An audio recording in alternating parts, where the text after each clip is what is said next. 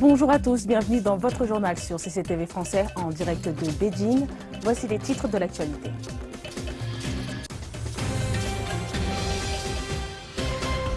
Le Premier ministre chinois Li Keqiang est en Malaisie dans le cadre d'une visite officielle consacrée à la coopération financière et économique. Les dirigeants des pays d'Asie du Sud-Est réunis en Malaisie annoncent la création de la communauté de l'ASEAN. La police belge arrête 16 personnes dans le cadre d'une opération antiterroriste, alors que Bruxelles est toujours placée en état d'alerte maximale. Les autorités françaises diffusent le portrait d'un suspect lié aux attentats de Paris qui ont fait 132 morts le 13 novembre. Et enfin, le secteur automobile chinois connaît une croissance faible malgré la hausse des ventes de SUV dont la popularité se confirme auprès des automobilistes.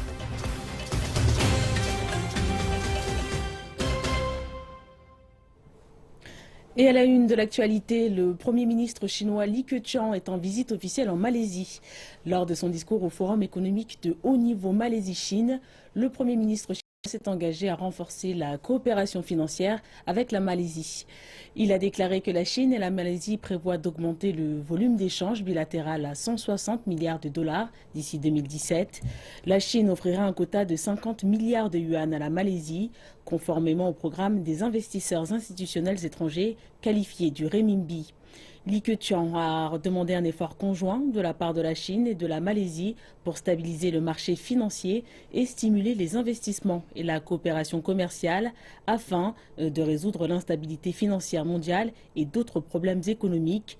Il espère que le développement de la Chine et de sa croissance de la demande interne permettront d'offrir des opportunités d'affaires aux entreprises malaisiennes.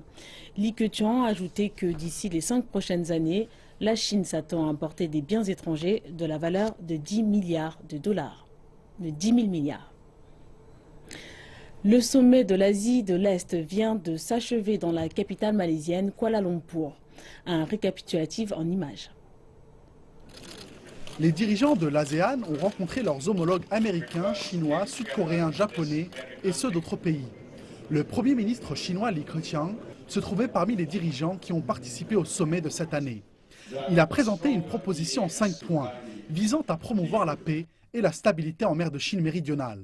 Le Premier ministre chinois a appelé tous les pays à suivre les principes de la Charte des Nations Unies et à défendre les résultats obtenus après la fin de la Seconde Guerre mondiale en sauvegardant ensemble la paix et la stabilité de la région et du monde.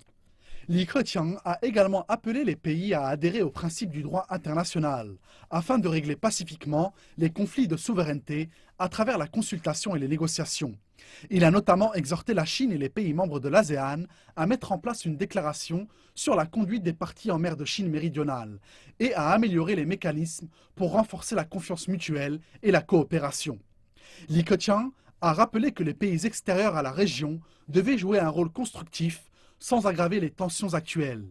Le Premier ministre chinois a terminé sa proposition en appelant toutes les parties à exercer et à maintenir la liberté de navigation et de survol en mer de Chine méridionale, dans le cadre du droit international. Dimanche dernier, les dirigeants des 10 nations composant l'ASEAN ont estimé que ce jour était historique.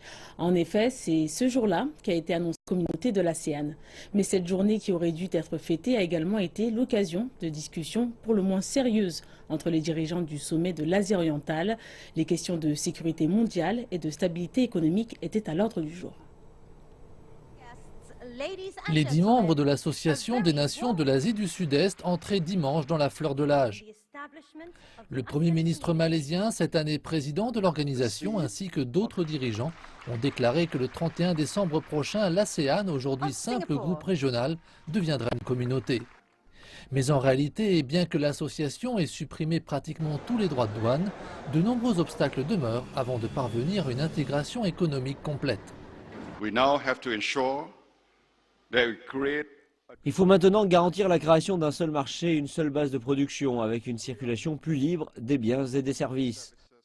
Pour y parvenir, avec des critères communs, une connectivité bien meilleure et la suppression des obstacles qui font de nos frontières une entrave à la croissance et à l'investissement. Au sommet de l'Asie orientale, les dirigeants de l'ASEAN ont rencontré leurs homologues de 8 autres pays, parmi lesquels la Chine, les États-Unis et la Russie. L'ombre des récentes attaques terroristes perpétrées entre autres à Paris, mais aussi au Mali et en Égypte, a plané sur ces rencontres. Par conséquent, les questions de sécurité ont été mises à l'ordre du jour, ainsi que celles sur les tensions en mer de Chine méridionale. Les dirigeants ont également discuté des objectifs d'un marché plus ouvert et d'une coopération économique accrue. Les nations de l'ASEAN ainsi que leurs partenaires commerciaux tels que la Chine, le Japon, la Corée du Sud et l'Inde ont travaillé pour parvenir à des avancées sur un accord de libre-échange réunissant 16 pays. La date limite de cet accord, baptisé Partenariat économique global régional, a été repoussée à l'année prochaine. Les dirigeants des 10+6 ont fait une déclaration commune sur l'accélération de la clôture des pourparlers du partenariat économique global régional. Je pense que chaque délégation devrait accélérer les négociations en fonction du consensus et des instructions des dirigeants en s'efforçant de mettre un terme aux pourparlers du partenariat économique global régional dès l'année prochaine. Les dirigeants de l'ASEAN ont également révélé ce qu'ils appellent Vision 2025. Ils ont exprimé les objectifs pour les 10 prochaines années pour faire de la communauté de l'ASEAN non seulement un slogan ou une inspiration, mais surtout une réalité. Le président américain Barack Obama a déclaré durant son voyage en Malaisie pour participer à l'ASEAN que la coalition destinée à combattre l'État islamique serait implacable dans sa conduite pour détruire le groupe.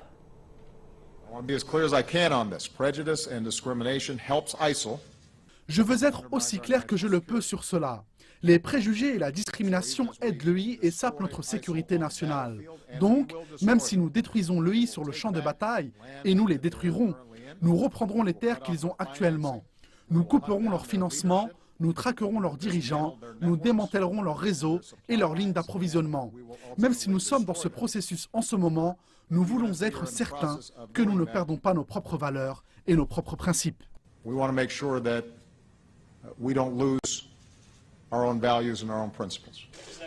Obama a indiqué que les partenaires internationaux de l'Amérique ne céderaient pas dans le combat contre le groupe État islamique, insistant que le monde n'accepterait pas que les attaques d'extrémistes contre les civils à Paris et ailleurs deviennent la nouvelle normalité. Obama a ajouté qu'il avait discuté avec le président russe Vladimir Poutine durant un récent voyage en Turquie pour le G20 et qu'il lui avait dit qu'il serait utile que la Russie dirige son focus sur la lutte contre l'EI. Il a également dit espérer que Moscou accepte une transition du pouvoir en Syrie. Obama était en Malaisie pour participer au sommet d'Asie de l'Est et aux rencontres de l'Association des Nations de l'Asie du Sud-Est. La police belge a arrêté 16 personnes durant une opération menée dimanche dernier. Cela fait suite aux attentats du 13 novembre dernier à Paris où 132 personnes ont été tuées. Selon le procureur fédéral de la Belgique, la police n'a pas retrouvé l'homme qui est suspecté d'avoir joué un rôle clé en France.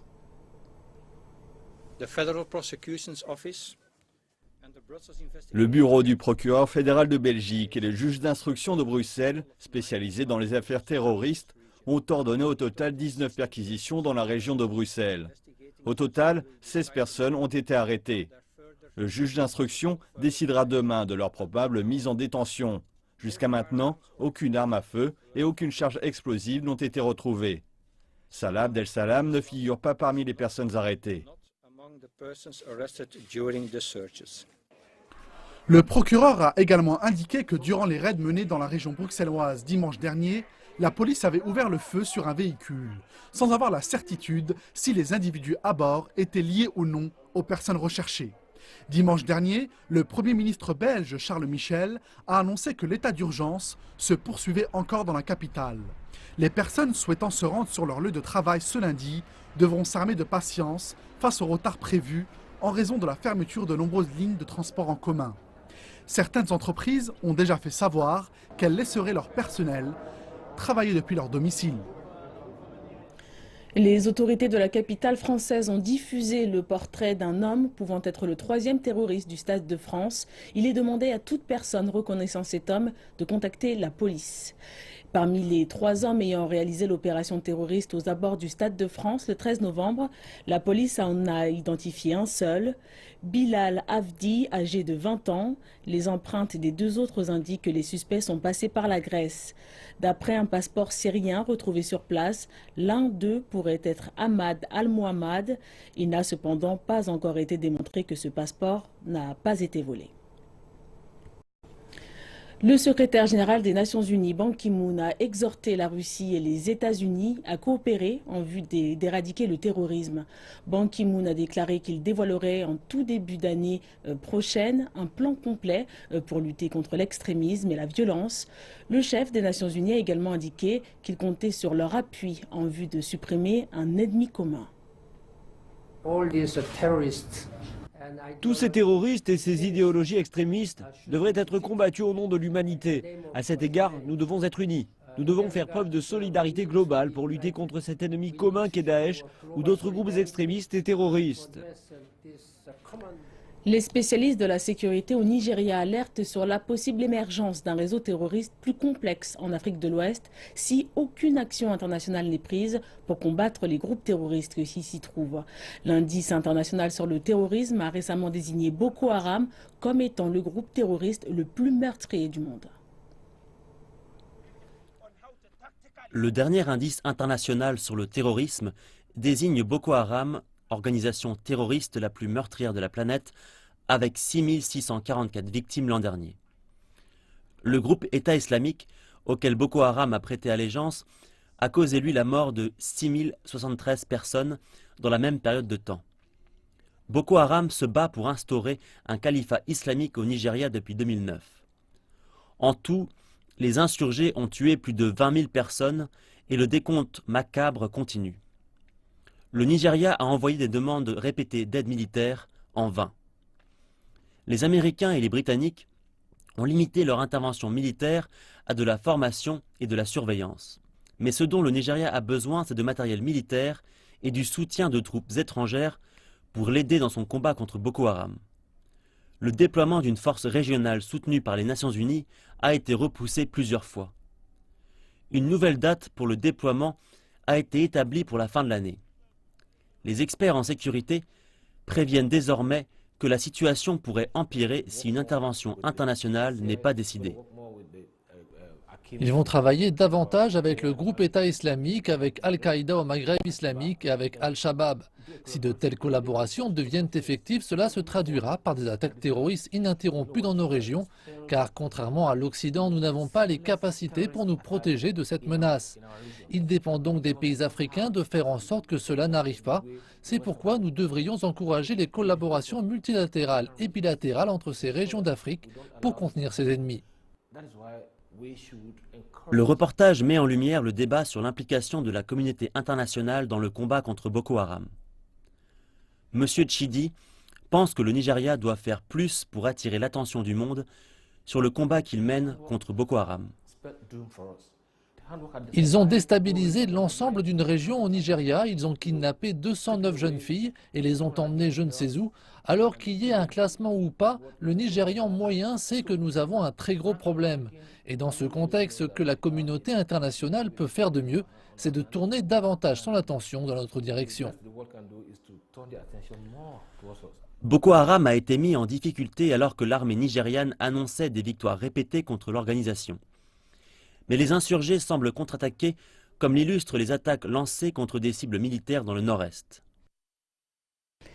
Merci de nous retrouver pour la deuxième partie de cette édition. Nous reprenons avec l'industrie automobile chinoise qui a vu ses ventes de véhicules automobiles augmenter en octobre par rapport à celles de l'année dernière. Ceci alors qu'au cours de la première moitié de cette année, la production et les ventes de véhicules avaient été les plus faibles depuis 8 ans. Les constructeurs automobiles locaux ont augmenté leur part de marché grâce au boom des ventes de véhicules SUV, également appelés crossover. Cette industrie connaît de profonds changements. Les SUV ont été les vedettes du salon de l'automobile de Guangzhou qui s'est ouvert vendredi 20 novembre dans la ville du sud de la Chine. Alors que les Chinois s'enrichissent, ils sont souvent limités à l'achat d'un seul véhicule dans les grandes villes, les SUV constituent une perle rare sur le marché automobile. Jusqu'au mois d'octobre, les ventes de SUV ont fait un bond de 46% en glissement annuel, dans un marché global qui n'a augmenté lui que de 1,5%. Environ 32 nouveaux modèles de SUV sont attendus en Chine cette année, et bien que les prix soient serrés et la croissance affaiblie, les experts affirment qu'il reste des possibilités. Il est vrai que le marché a un peu ralenti cette année à cause de l'état de l'économie et de la crise du marché financier. Mais dans l'ensemble, le marché n'est pas vraiment arrivé à un point de saturation. C'est probablement le cas dans certaines grandes villes, mais dans la majorité des villes chinoises, il reste encore beaucoup de possibilités pour l'industrie automobile de se développer. Il reste donc des opportunités pour les ventes de SUV depuis que la Chine a abandonné la politique de l'enfant unique. Nous pouvons clairement observer que de nombreuses familles souhaitent passer d'une berline à un SUV pour sa sécurité, son confort et son intérieur spacieux. Lorsque vous avez une famille, un enfant, vous savez qu'un SUV, c'est ce qu'il vous faut. Même si vous avez 2 enfants, un SUV semble plus adapté qu'une berline. C'est donc pour cette raison que les SUV sont très populaires en Chine et que leurs ventes continuent de croître. Mais dans le futur, lorsque les gens auront leur second enfant, ils se tourneront vers les véhicules 7 places. C'est également une option dans un futur proche. Mais l'hiver est arrivé. Les prix ont chuté de 3,4% au cours des 9 premiers mois de cette année, ce qui constitue une baisse encore plus importante que celle de 1,2% pour l'ensemble des véhicules de tourisme. La fragmentation du marché signifie également que les modèles les plus vendus ne font plus autant de recettes qu'avant. Les 10 modèles de SUV les plus vendus en Chine ne représentaient que 34% du marché en septembre, contre 64% en 2010. Les ventes de nouveaux SUV auront très probablement du mal à égaler les marges de profit généreuses accumulées ces dernières années. Depuis plusieurs jours, la Chine connaît des conditions météorologiques extrêmes, alors que dans le nord du pays, les températures baissent et de fortes chutes de neige pénalisent les déplacements. Le sud du pays profite de températures particulièrement clémentes pour cette période de l'année. Un point sur la situation. Des tempêtes de neige ont balayé une large partie du nord de la Chine. La circulation routière a été perturbée, des avions ont été cloués au sol et des TGV retardés à Beijing, Tianjin, dans la province du Hebei, ainsi que la région autonome de Mongolie intérieure. Dans la capitale, plusieurs milliers de personnes et des centaines de véhicules ont été mobilisés dimanche pour déblayer les routes. Par ailleurs, 300 vols ont été annulés à l'aéroport de Beijing. Les autorités chargées de l'enseignement ont fait savoir que les écoles des régions montagneuses de la capitale chinoise resteront fermées ce lundi en raison de la neige. Par ailleurs, la station météorologique de Beijing met en garde, évoquant des routes verglacées et de possibles tempêtes de neige. Dans la région autonome de Mongolie intérieure, les responsables publics ont également fait état de risques de blizzard. Ils ont appelé à entretenir les routes, les voies ferrées ainsi que les services de télécommunication. D'autres chutes de neige sont attendues ce lundi en Mongolie intérieure et dans les provinces du nord du pays, comme le Shanxi et le Hebei, mais aussi à Beijing et Tianjin. Par ailleurs, le sud de la Chine connaît des températures exceptionnellement clémentes pour la saison. À Guangzhou, le mercure a atteint 30 degrés Celsius. D'après les statistiques des stations météo locales, entre le 8 et le 19 novembre, la température maximale enregistrée était de 26,4 degrés Celsius, soit une augmentation de 4,4 degrés Celsius en glissement annuel. Cependant, cette situation ne devrait pas durer. En effet, un front froid venu du nord devrait s'abattre sur la province du Guangdong dès mardi. On s'attend à une chute des températures de l'ordre de 10 degrés Celsius. Hier, dans la matinée, à environ 8 heures, heure de Beijing, l'Airbus A350, le nouvel avion de ligne gros porteur, a atterri pour la première fois sur le sol chinois. L'Airbus A350 représente la nouvelle génération d'avions de ligne fabriqués en France après le lancement de l'A380. Et jusqu'à présent, seuls 9 avions sortis des lignes d'assemblage du site de Toulouse ont été livrés à travers le monde. L'Airbus A350 nouvelle génération adopte les dernières avancées technologiques en matière de conception des pneumatiques, mais également pour le fuselage et les ailes. Pour la première fois, le matériau composite à base de fibres de carbone est utilisé pour une fabrication industrielle à grande échelle. Le nouvel Airbus est également doté de la dernière génération de moteurs conçus et fabriqués par Airbus. L'aspect extérieur se caractérise par ses hublots grand format et la cabine de pilotage reprend pour l'essentiel l'ensemble des fonctionnalités de l'Airbus A380. L'intérieur de l'Airbus A350 a été sensiblement élargi. L'avant de l'appareil a été agrandi pour permettre aux passagers de profiter d'un espace plus important. Les compartiments à bagages offrent désormais plus de place, tout en augmentant le confort global des passagers. Une zone réservée pour le repos du personnel de bord, ainsi qu'un espace pour permettre aux femmes de se maquiller en toute intimité, ont été spécialement conçus. L'Airbus A350 qui vient tout juste d'atterrir à Shanghai a été livré le mois dernier à la compagnie aérienne Finnair. Actuellement, seules 3 compagnies dans le monde exploitent le nouvel avion de ligne d'Airbus. Le 21 novembre dernier, cette A350 avait décollé d'Helsinki pour effectuer son premier vol commercial direct vers Shanghai. Et le marché africain de l'aviation a connu un boom ces dernières années et les investisseurs chinois ont décidé de ne pas laisser passer cette opportunité. La société AWA pour African World Airlines est une co-entreprise sino-ghanéenne créée en 2010. Les détails en images. Pour la population ghanéenne, prendre l'avion est devenu plus facile et plus abordable. Première compagnie civile à capitaux chinois, AWA a déjà conquis la moitié des parts de marché au Ghana et est en Afrique de l'Ouest l'une des compagnies régionales populaires. Mensima Winmot prend l'avion pour Kumasi, dans le centre-sud du Ghana, plusieurs fois par semaine. Elle considère AWA comme la compagnie la plus sûre.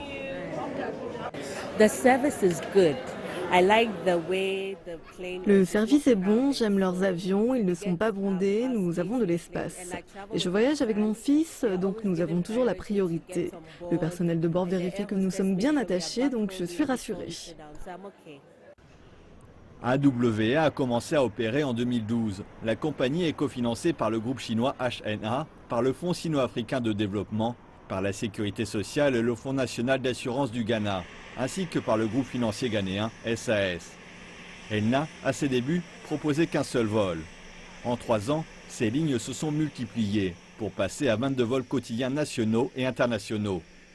98% de ses 216 employés sont ghanéens. Le capitaine, Kwasi Otung, est reconnaissant envers les actionnaires chinois de lui avoir donné l'occasion d'utiliser sa formation à bon escient. Il se dit également très optimiste vis-à-vis de l'avenir de la compagnie. Le soutien du groupe HNA a fait toute la différence. Cela me donne confiance de savoir que nous avons ce soutien financier. Nous bénéficierons de ce soutien et des bons conseils pour devenir le meilleur transporteur du Ghana. Et je crois qu'actuellement, nous sommes les numéros 1 dans le pays. En plus de ce soutien financier, AWA applique les normes de sécurité et de service de Hainan Airlines. Ceci lui a permis de remporter le prix de compagnie locale de l'année en 2014, un prix remis par l'autorité ghanéenne du tourisme.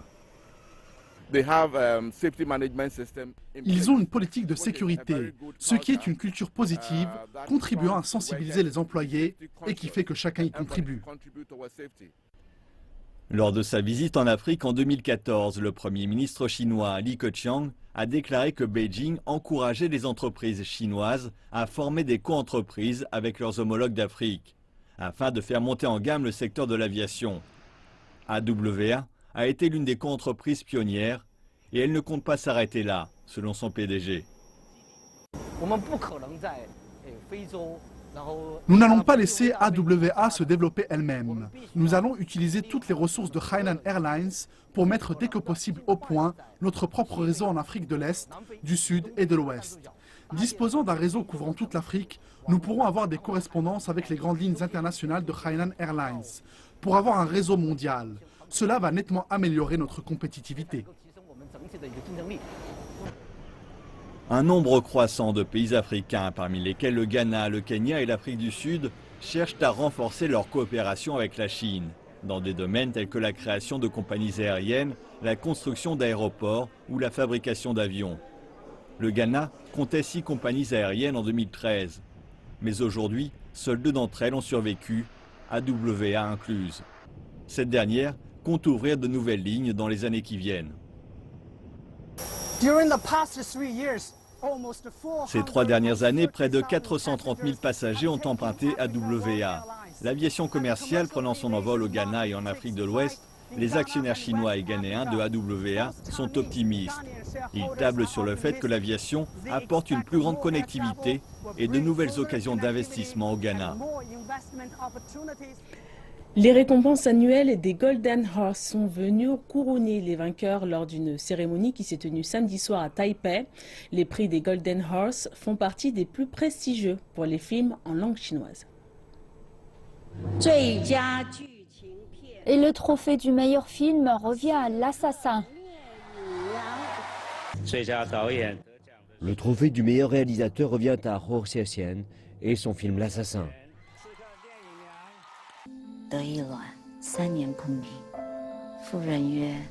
Comme attendu, le réalisateur taïwanais Hou Hsieh-hsien et son film L'Assassin ont obtenu les deux récompenses les plus convoitées, meilleur film et meilleur réalisateur, dans cette intense compétition de la 52e édition des Golden Horse, samedi soir à Taipei.